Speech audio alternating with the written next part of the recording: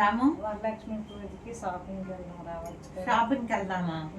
సరే రాము వెళ్దాం పద అయితే. వెళ్దాం. నీకు ఎంత ఇచ్చారు రేటు? నువ్వెంత తీసుకుని వచ్చా? బావగారు కదా. బావగారు కదా నేను 5,000 తీసుకున్నాను రాము. అయితే నాకు తెలియక 2,000 అడిగాను అక్క. 2,000 ఎందుకు అడిగావు? కొంచెం ఎక్కువ అడగాలి కదా. మరి మళ్ళీ ఎంత అనేసి అంత అడిగాను. ఇప్పుడు అతను నాకు ఎక్కువ అడగను నేను.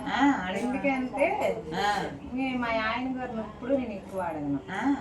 నేను అడిగినంత అతను ఇచ్చినంత మన ఇష్టం అంటారు.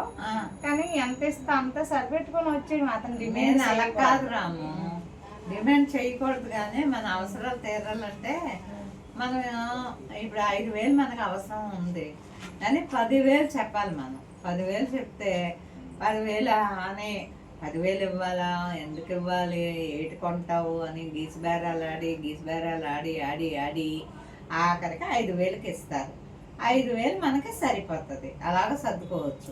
మరి కాసు కొనాలా, చీర కొనాలా, పువ్వులు కొనాలా, కాసే 5,000 అయిపోతుంది. అయితే నీరు అలగ్గాని నేను అలగ్ కాదక్క. 2,000 అడిగాను కదా. అతను ఏంటంటే మా ఆయన గారు నాకే సాయిస్ ఇస్తారు. నీ ఇష్టం అంటే మరి ఆడవాళ్ళు కొనరు కదా.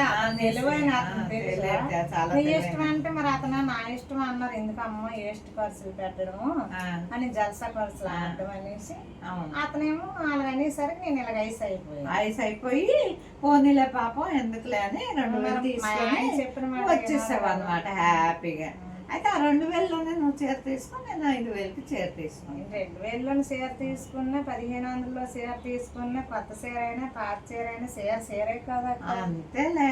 నీ అంత హృదయం మంచి హృదయం నాకు లేదా. మా ఆయన చాలా మంచివారు. మా ఆయనేటి చట్టువాడేటి కాబట్టి మీ ఆయనకి ఏంటంటే తెలియలేదు.